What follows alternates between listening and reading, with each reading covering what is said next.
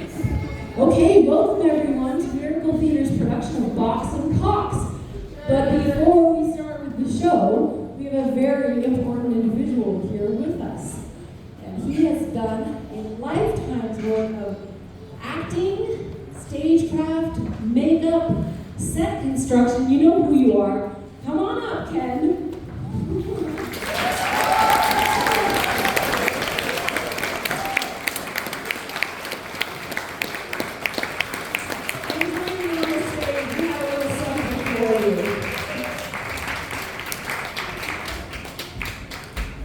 Tonight we've decided that because Mr. Kenneth Glenn has put so much work into the theater his whole life that we should award him this comes off the Lifetime Theater and Acting Award. And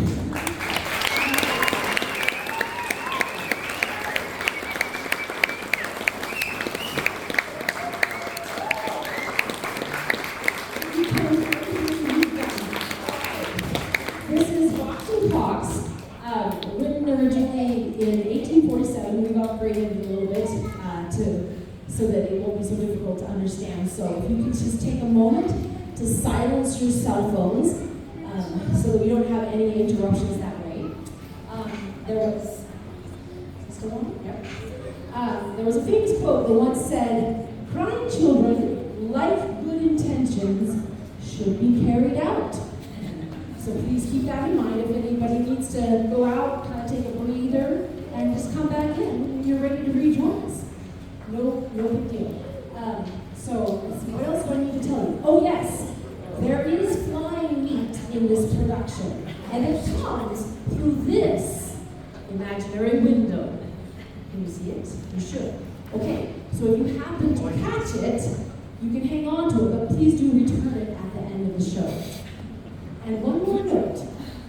When they say bathing in this show, it was referring to swimming. So don't think that people never took a bath in old-time England, but they use their American accent, so you'll be able to understand. Yeah, bathing, swimming. And there's a few things like that, but you'll pick up on it. All right, put your hands together for Box and Cox.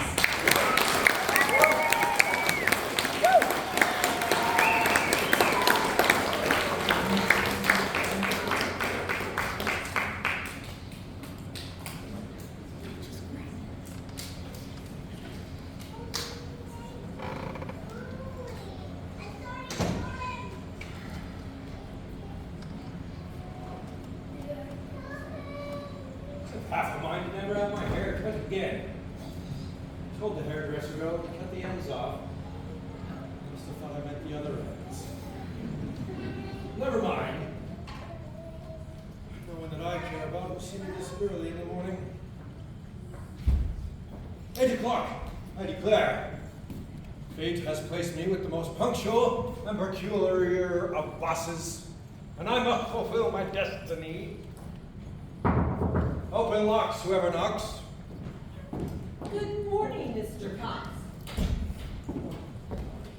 I hope it's up comfortable, Mr. Cox. I can't say that I did, Mrs. Bouncer.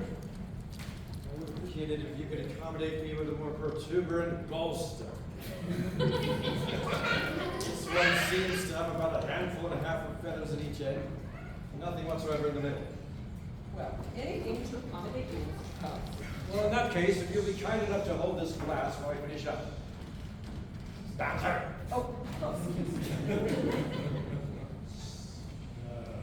oh, I declare, you've had your hair cut. Strikes me I've had it mowed. It's very kind of you to notice, but quite aware of how absurd I look already. And now for my hat.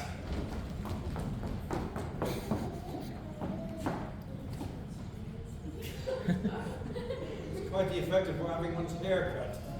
It's fit me quite tightly before. You might have got 2 or 3 more. Oh.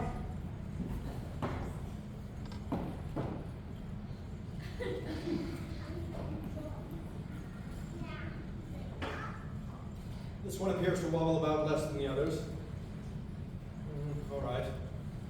And I'm off. Oh! Goodbye, Mrs. Bouncer. I wish to call your attention to something that has bothered me for quite some time. Oh, well, It's that my coals go remarkably fast. gracious, Mr. Cox. Not only is it the case with my coals, Mrs. Bouncer, but also my sugar and my wood Well, and my loose of the matches. you surely don't suspect me, Mr. Cox. I can't say that I do, Mrs. Bouncer. I only wish you to distinctly understand. But I don't think it's the cat. Well, have you got anything else to grumble about, sir? Oh, Mrs. Bouncer. Is there such a thing as a dictionary? No, sir, I can't say that I do.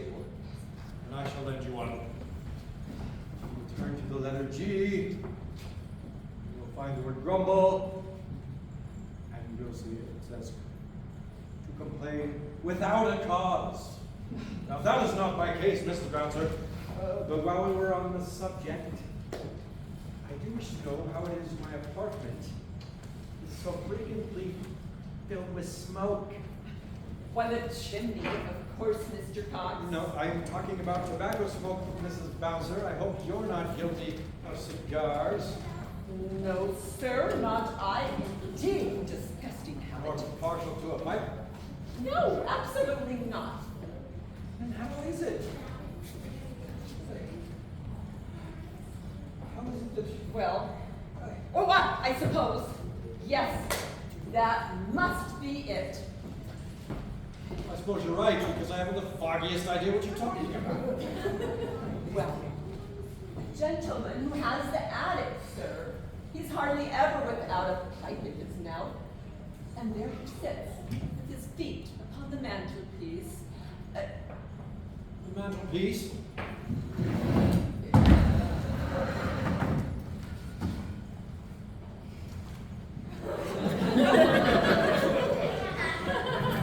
It seems a considerable stretch of either your imagination, Mrs. Bouncer, or the gentleman's legs. Surely you mean the fender or the hob. Well, sometimes one, and sometimes the other, but there he sits for hours, puffing away into the fireplace. And you mean to tell me that this gentleman smoke, instead of following the example of all other smokes, and traveling up the chimney, thinks it proper to take the downward direction? Well, I suppose this gentleman you're speaking of is the same gentleman that I invariably see coming up the stairs when I'm going down, and going down the stairs when I'm coming up. yes, sir, it is. His appearance, I should think he is a man associated with the printing press. Yes, sir, he is, and a very respectable gentleman he is. All right, well, and I'm off. Oh! Mrs. Bouncer, don't forget the bolster. Yes, and you'll be back at your usual time, sir? Yes, 9 o'clock, and you needn't light my fire in the future, Mrs. Bouncer. Yes, sir. I can do that myself. Yes, sir. Mrs. Bouncer! Yes, sir. Get a halfpenny worth of milk. Be good enough to let it stand. I want the cream to rise to the top. He's gone at last. Oh, I declare, I was all in a tremble for fear that Mr. Box was going to come in before Mr. Cox went out. Luckily, they have never met. And what's more, they're not likely to do so. Because Mr. Box is hard at work at the printing press all night. He doesn't come home until morning. Well, and Mr. Cox, well, he's busy making hats all day. And he doesn't come home until night. So, I'm getting double the rent for my room. And neither of my lodgers is any the wiser for it. It was a capital idea of mine, that was. Oh, but I haven't a moment to lose. Oh, first let me put Mr. Cox's things out of Mr. Box's way. Woo.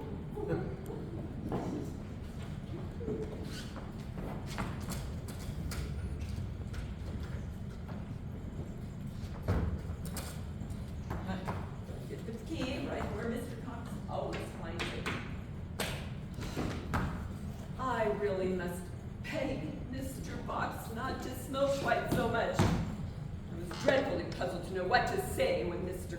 Cox spoke of it. Now to make the bed. And don't let me forget that what's the head of the bed for Mr. Cox becomes the foot of the bed for Mr. Box. People's tastes do differ so. The idea of Mr. Cox presuming to complain of such a boisterousness. Keep your own side of the staircase, sir. It is my side. It was as much as your fault as it was mine, sir. Absolutely not. That's entirely your fault. I say, sir, it was as much your fault as mine, sir. Oh, Booth. Gracious, Mr. Fox. Mind your own business, bouncer. Oh, what a temper you are in, to be sure, Mr. Fox. Oh, I declare, you're looking quite pale in the face today. And what color would you have a man be who has been working for the newspaper all night? Well, no need to grumble about it. After all, you do have all day to yourself. Do I? Far be it from me, Mrs. Bouncer, to hurry your movements, but I should let you know that I intend to change out of these clothes as soon as possible and go to bed. Gracious, Mr. Fox. Is there anything else you want of me? One moment. Can you inform me who the individual is that I invariably encounter going down the stairs when I am coming up and coming up the stairs when I am going down? Why, yes, the gentleman has the attic. Ah. Oh, and by the by, Mr. Box, he begged me to request that you not smoke quite so much. Did he? Well, you may tell the gentle hatter, with my compliments, that if he objects to the aroma of tobacco, he'd better live somewhere else. Oh, gracious, Mr. Box, you surely wouldn't deprive me of a lodger. That will be precisely what happens, bouncer. Because if I detect the slightest attempt to put my pipe out, I shall at once give you notice that I shall give you my notice at once. What? Is there anything else you would like of me? On the contrary, I've had quite enough of you. If I ever. What next, I wonder?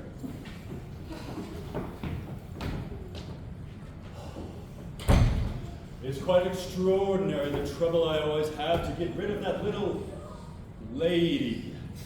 She knows I'm up all night, and yet she seems to set her face against my sleeping by day. Now let me see. Shall I take my nap before I swallow my breakfast? Or shall I take my breakfast before I swallow my nap? I mean, oh, no. Shall I swallow my nap before... Oh, never mind. I've got a thin slice of bacon here somewhere.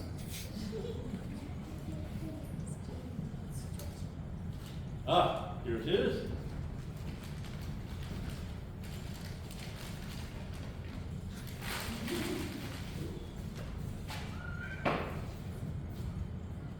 And a penny roll. Now to light the fire. Ah! Where are my Lucifer matches? Upon my life, this is too low of bouncer. This is low, too low. I had a whole box full 3 days ago, and now there's only one. I'm perfectly aware she borrows my coals and my candles and my sugar. But I did think, oh yes, I did think my Lucifers would be sacred.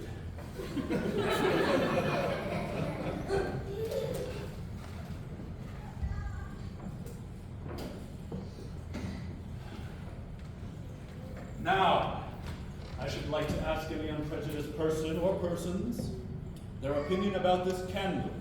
In the first place, a candle is something I do not require because I'm only at home in the daytime. And I bought this candle 1st of May, Chimney Sweeper's Day, calculating it would last me 3 months. And now 1 week, not half over, and the candle is almost gone.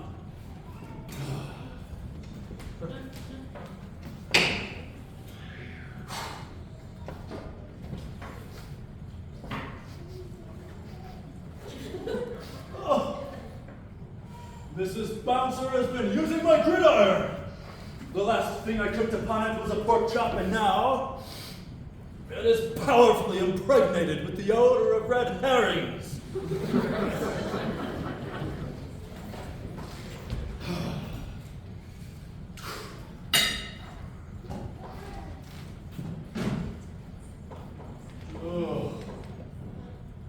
Oh, how sleepy I am, to be sure.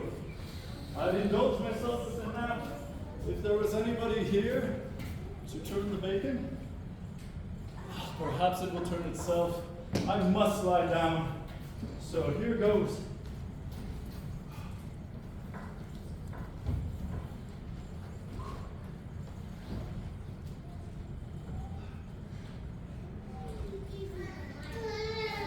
Well, wonders will never cease. I was 11.5 minutes late, nervously sneaking up to the shop. And my employer, this kind old man, said, "Lux, I shan't want you today. You can have a holiday." Well, thoughts of what I should do on a holiday and how much it would cost me left me so confused, and I don't even know what to do with a holiday. However, I must have my breakfast first. I'll give me time to reflect.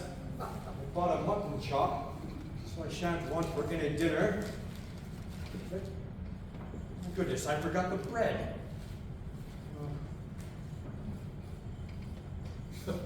Hello? What's this? A roll.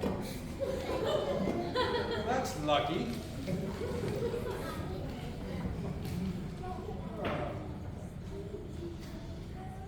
Who presumes to touch my box of lucifers? I left one in and I swear I did. Oh, now to how the fire. Maybe the fire is lighted. Where's my gridiron? On the fire. What's that upon it? Bacon? Bacon it is.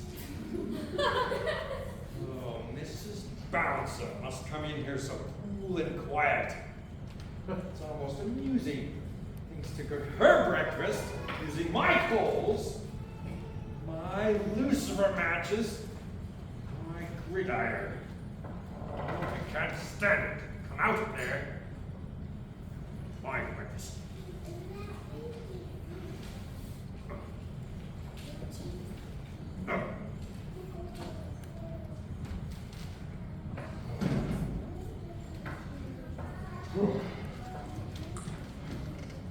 Now to get my breakfast in.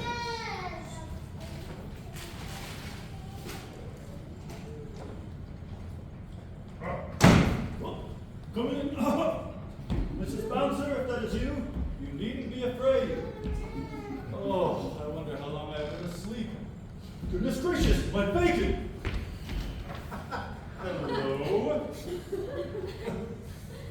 What is this? A chop? Whose chop? Mrs. Bouncer's? I'll be hanged. She thought to cook her breakfast while I was asleep, and with my coals too, and my gridiron. But where's my bacon? Here it is. Well, upon my life, Mrs. Bouncer's going to hear about this. Shall I curb my indignation? Shall I falter in my vengeance? No! So much for Bouncer's breakfast, and now for my own.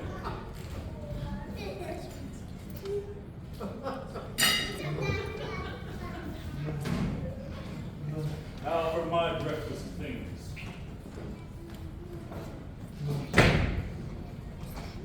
Hello.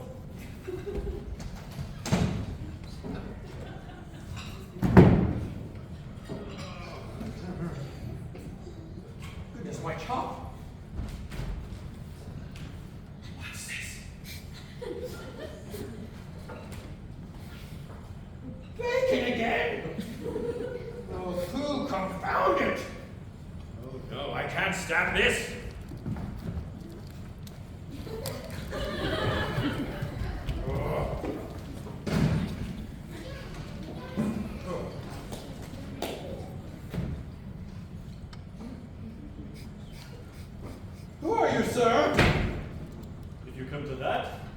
Who are you? What do you want, sir? If you come to that, what do you want? It's the printer. It's the hatter.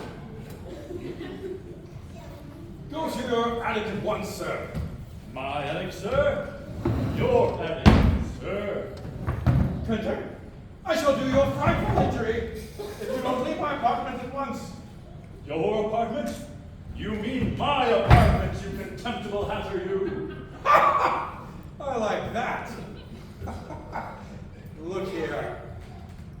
Mrs. Bounce's receipt for last week's rent. Ditto, sir. Thieves! Murder! Mrs. Bounce! Bouncer! What is it, Mr. Box? Instantly remove that hatter! Mr. Cox! Instantly turn off that printer! Explain! Yes, explain! Whose room is this? Yes, woman, whose room is Doesn't this? it belong to me? No. There you have it. It belongs to me. No. No. It belongs to both of you. All of us? Yes. You see, this gentleman only being home in the nighttime, and that gentleman only being home in the daytime. Well, I thought I might venture until my little attic room is ready. When will it be ready? Tomorrow? I'll take it. So will I. Well, now if you both take it, you may as well just stop where you're at. True. Well, I spoke first. With all my heart, sir, the little attic room is yours. Now go, sir, go. Oh, no. Whoa, gentlemen. Oh, let's all take a deep breath. Mr. Box, you still are looking pale in the face. Why not have a seat? Better yet, both of you have a seat. I'll pour you a spot of tea.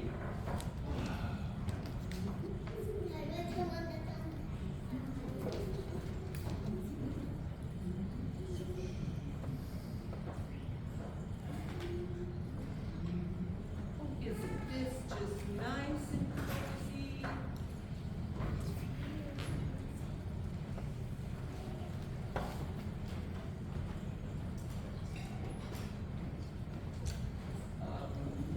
Never mind. Let me see if I can get that little attic room ready this very day. Oh, gentlemen, please do keep your tempers.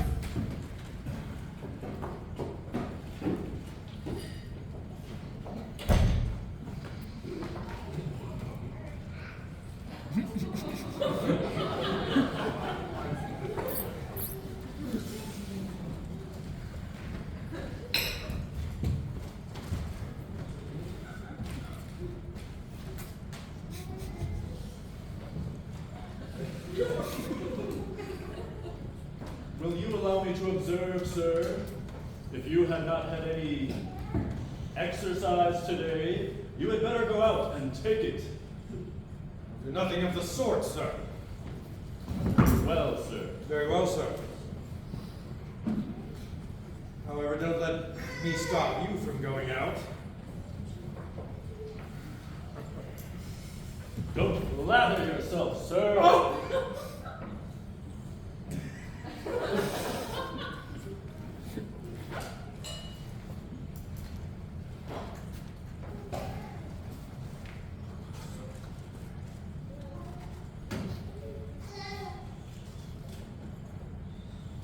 Excuse me, what are you about, sir? What am I about? I'm about to smoke. Oh.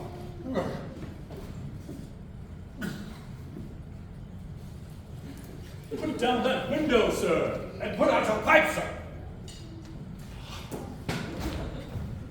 There. There. I shall retire to my pillow. Excuse me. I cannot allow anyone to rumble my bed. Your bed? Listen, sir.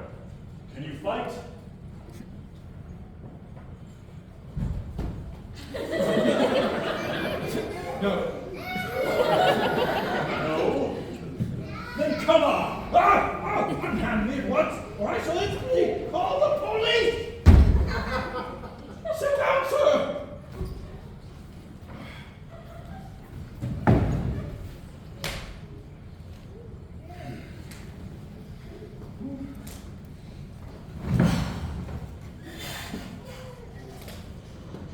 I say, sir, Well, sir. although we are doomed to share this room a few hours longer, I do not think it necessary for us to cut each other's throats, sir. No. It's an operation I should most definitely object to. And after all, I've no violent animosity to you, sir. I have a deep-seated dislike for you, sir. Besides, it was all Mrs. Bouncer's fault. Yes.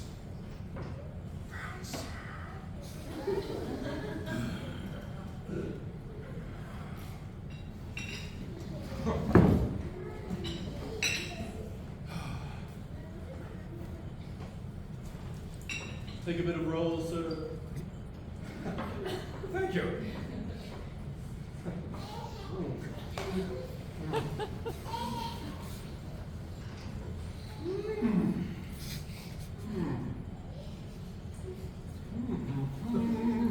Do you sing, sir?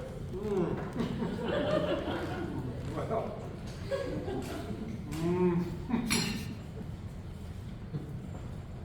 I occasionally join in the chorus. Well, then give us a chorus.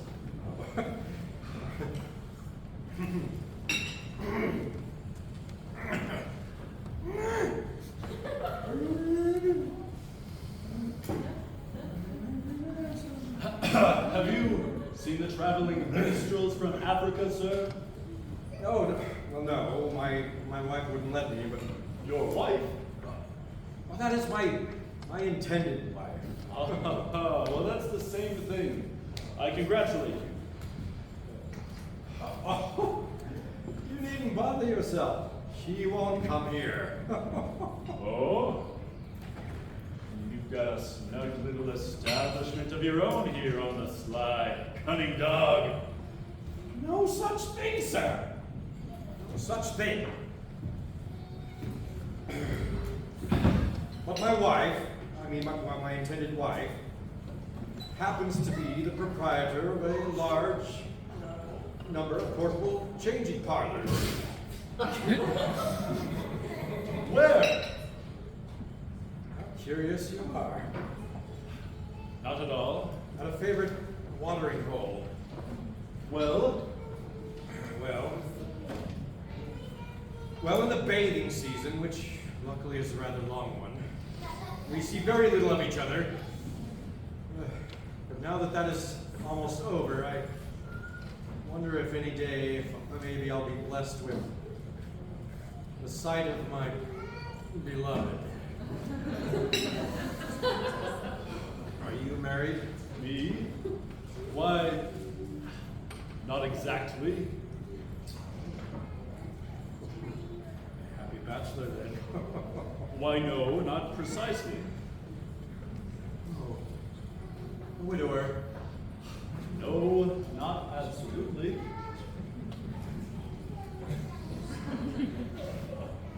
I'm sorry, sir, but I can't help wonder how you can't be at least one of those three. Not help it? Yes, you nor any other man alive. That may be. But I am not alive. Excuse me, sir. I do not like joking about such things. But I'm perfectly serious, sir. I've been dead for the last 3 years. If you won't believe me, I'll refer you to a very large and numerous and respectable circle of grieving friends.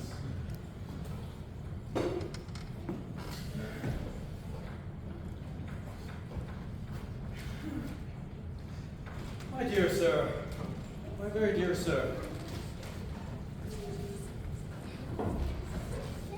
if there is any way for a man to, on the eve of his wedding, leave this world yet stay in it, I should like to know. Oh. Then I presume you are not frantically attached to your intended? Not exactly.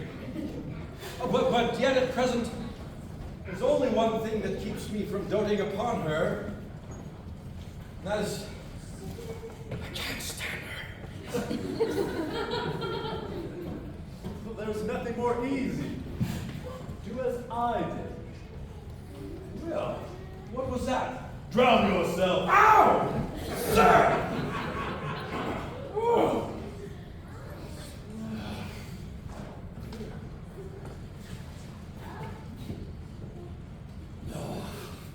Listen to me. 3 years ago, it was my misfortune to catch the eye of the still blooming, though somewhat middle-aged widow at Ramsgate. Just my case 3 months ago at Margate.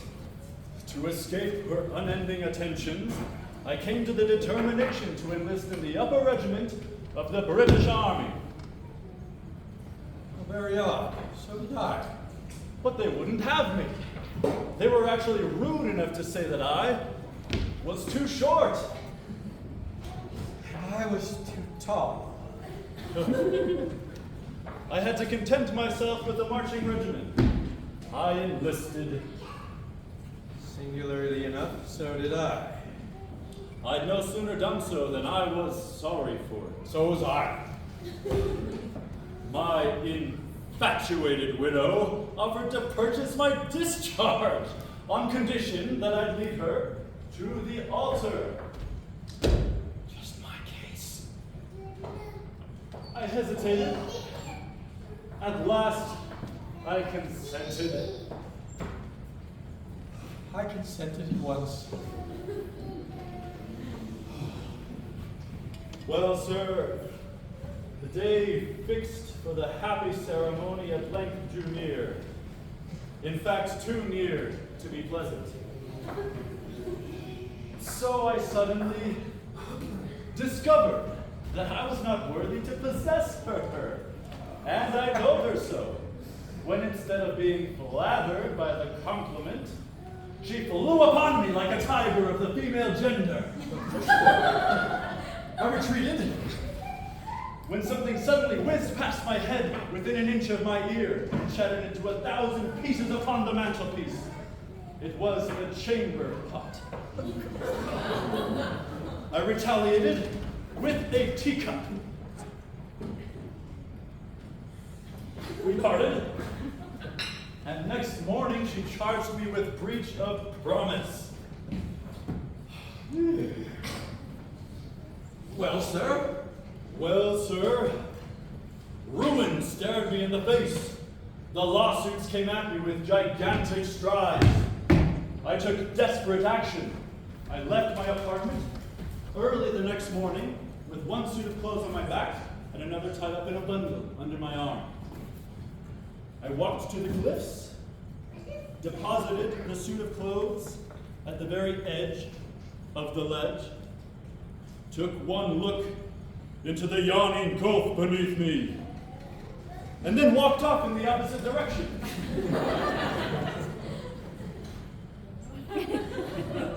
Ingenious creature. I believe I begin to see your meaning. Suit of clothes was found.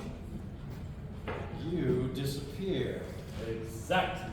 And in one of the pockets of the coat or waistcoat or pants, I forget which, was found a piece of paper with these tragic farewell words. This is thy work, O Penelope Ann.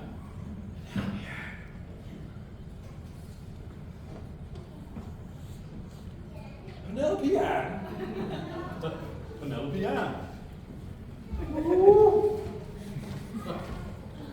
Original widow of William Wiggins? Original widow of William Wiggins. Proprietor of portable changing parlors? Proprietor of portable changing parlors. At Margate? At Ramsgate. Oh! It must be she. It must be she. You are the long-lost, lamented box. I am.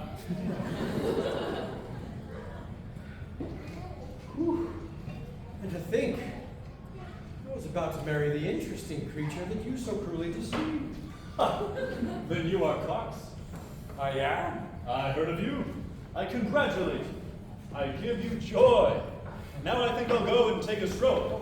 Oh, no, no. I will not leave the sight of you until I have returned you to the arms of your intended. My intended? You mean your intended? Oh, yours? How can she be my intended, now that I am drowned?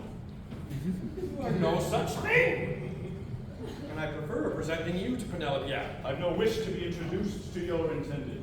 How can that be when you proposed first? What of that, sir? I came to an untimely end, and you popped the question afterwards. Very well. Very well, sir.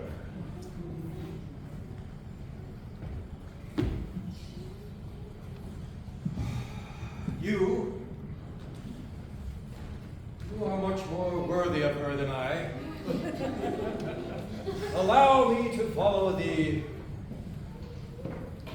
generous nature of my impulses, my generous impulse of my nature, and let me give her up to you. Benevolent being, I would not rob you for the world. Good morning, sir.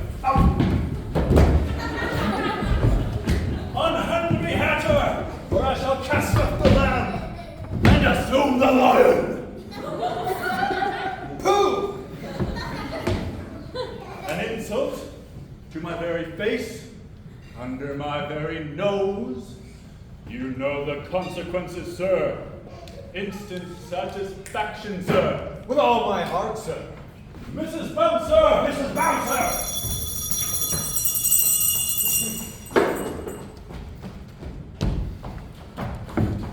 What is it, gentlemen?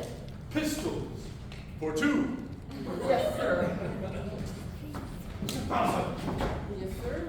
you don't mean to say, thoughtless and imprudent woman, you don't keep more pistols in the house. You? Not loaded. Then produce the murderous weapons at once. Yes.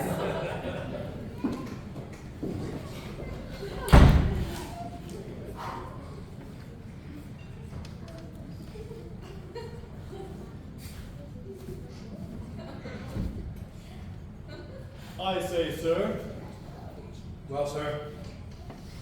what's your opinion of dueling? Oh, I think it's a barbarous practice. So do I. To be honest, I don't so much object to it when the pistols are not loaded. I dare say that does make a difference. And yet, on the other hand, does it not strike you as rather a waste of time for two people to keep firing pistols at one another with nothing in them? Well, no, sir. Not more than any other harmless recreation.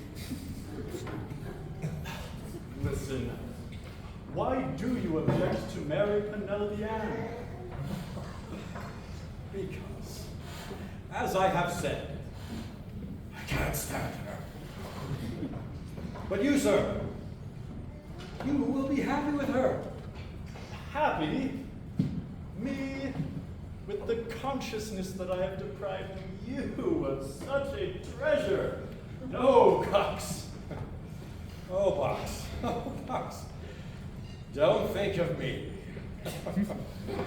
I shall be sufficiently rewarded with the knowledge of my Box's happiness. Don't be absurd, sir. Then don't be ridiculous. I won't have her. Well, I won't have her.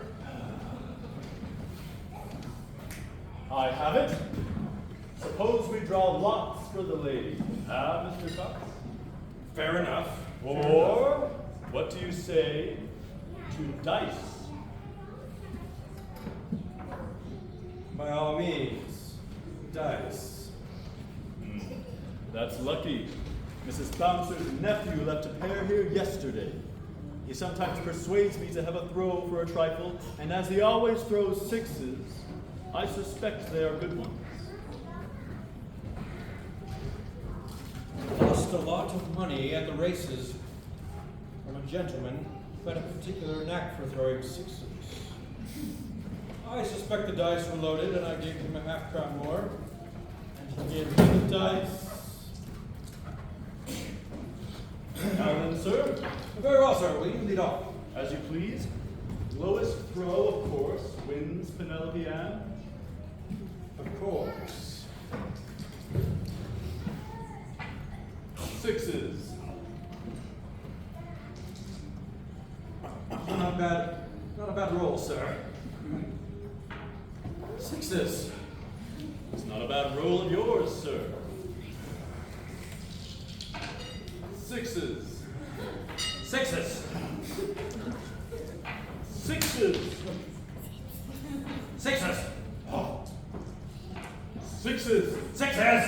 Those are not bad dice of yours. Those are sir. pretty good ones of yours, sir. Suppose we change.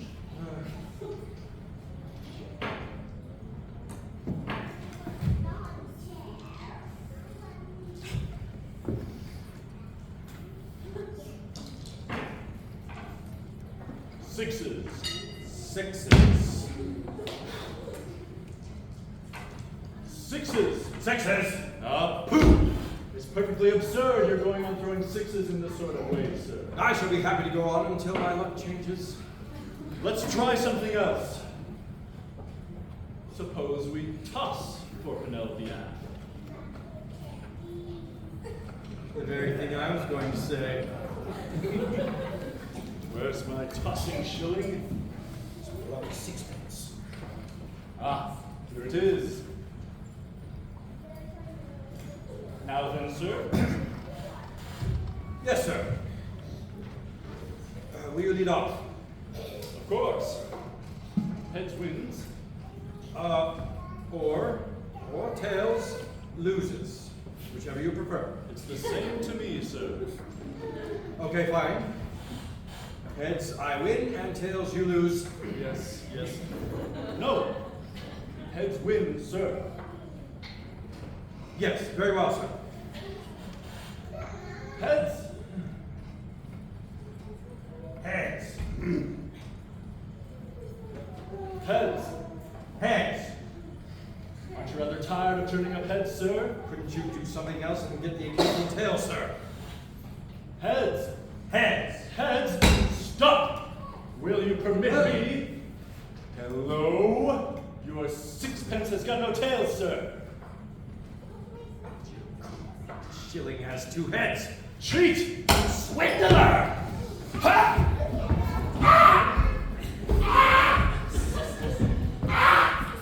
Oh, shit!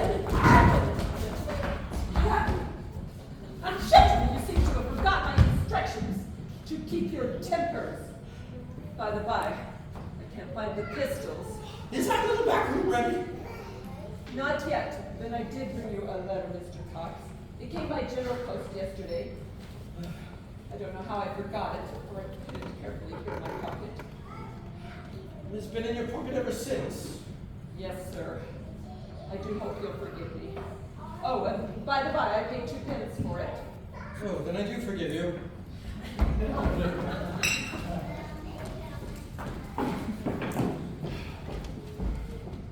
The postmark decidedly says Margate. Oh, doubtless a tender epistle from Penelope Ann. Oh, then you read it. Me, sir? You don't suppose I'm going to read a letter from your intended? My intended? Pooh! It's addressed to you. C-O-X. You think that's a C? Looks more like a B to me.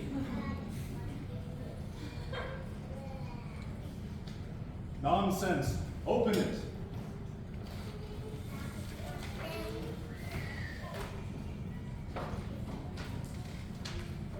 Yes, gracious.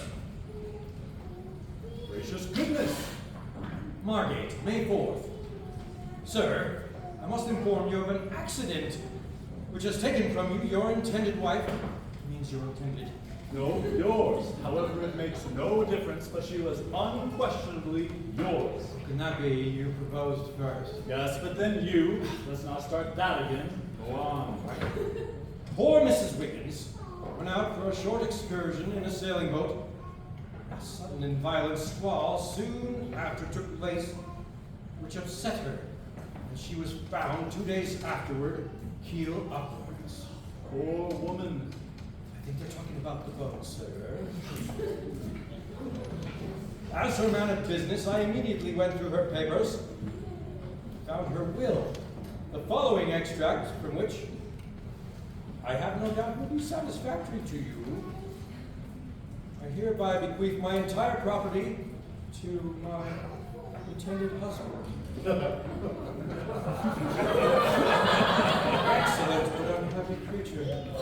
Generous, ill-fated being. And to think, I almost gambled away such a woman. I remembered I staked such a treasure on the roll of a dice. Mr. Box,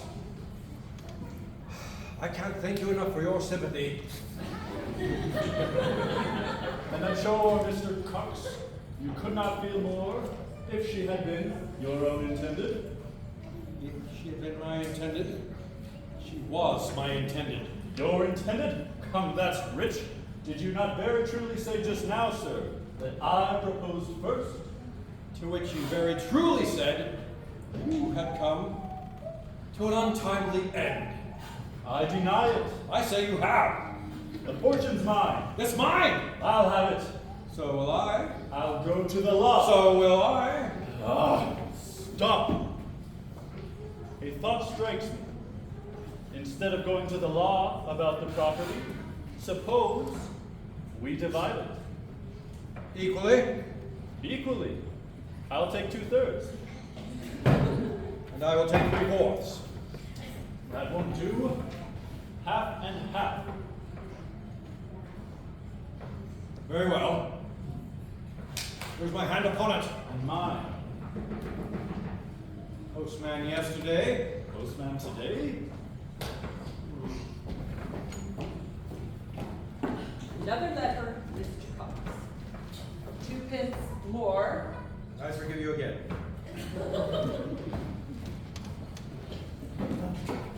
Another trifle from Margate.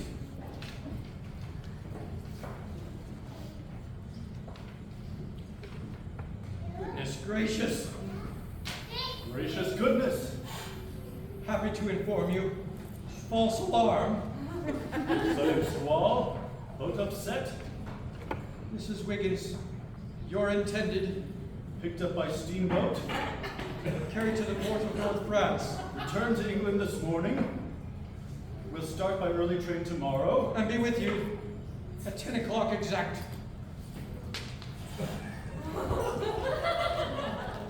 Cox, I congratulate you. Oh, Mr. Box, I give you joy. I'm sorry that my most important business at the Colonial Oh, Office will prevent my witnessing not to the have world. between you and your intended. Would I disturb the rapturous meeting of you and your intended? That? A horse-drawn bus. There's a woman getting out. Oh, there's no mistaking that majestic person. It's Penelope Ann. Your intended. Your intended. Yours. Yours. Hark. She's coming up the Oh, stairs. shut the door! Out.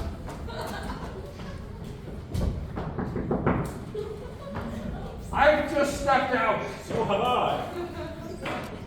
Why won't you open the door, gentlemen? It's just me, Mrs. Bouncer. Where's the woman? She's gone. On your honor? As a gentleman, Yes, and she's left a note for Mr. Cox. Well, give it to me. What, didn't open the door? Slide it under. Oh, very well.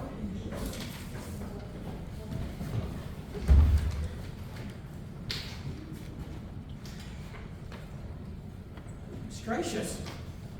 gracious goodness. Pardon my candor. But I am convinced that our feelings, like our ages, do not reciprocate. I must let you know that I am immediately getting married to Mr. Knox. Huzzah! Woo! 3 cheers for Knox! Huzzah! Huzzah!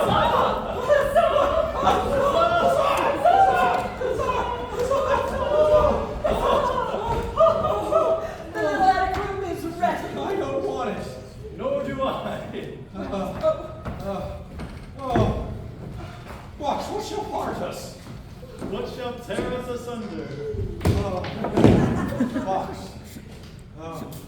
Cox. You'll excuse me, but the more I look upon your features, the more I am convinced you are my long-lost brother. Very thing I was going to say. Tell me, in mercy, tell me, have you such a thing as a birthmark on your left arm?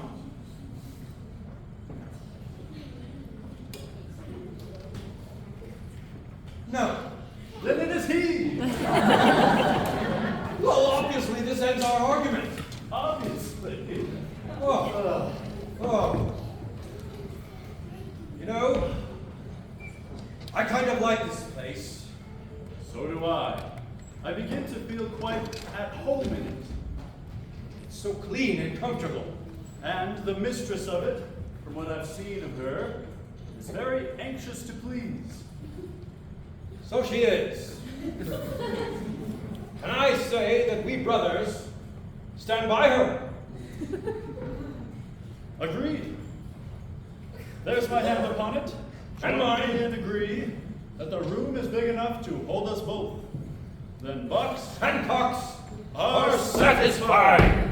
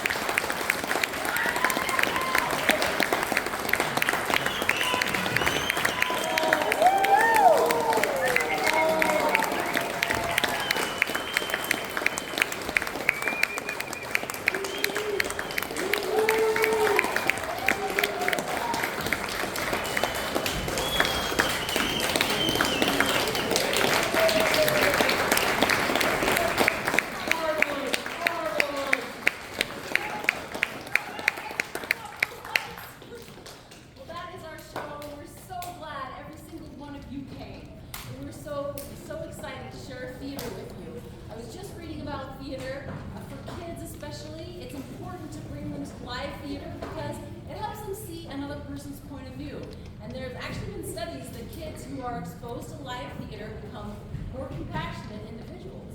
So we all did a great thing tonight.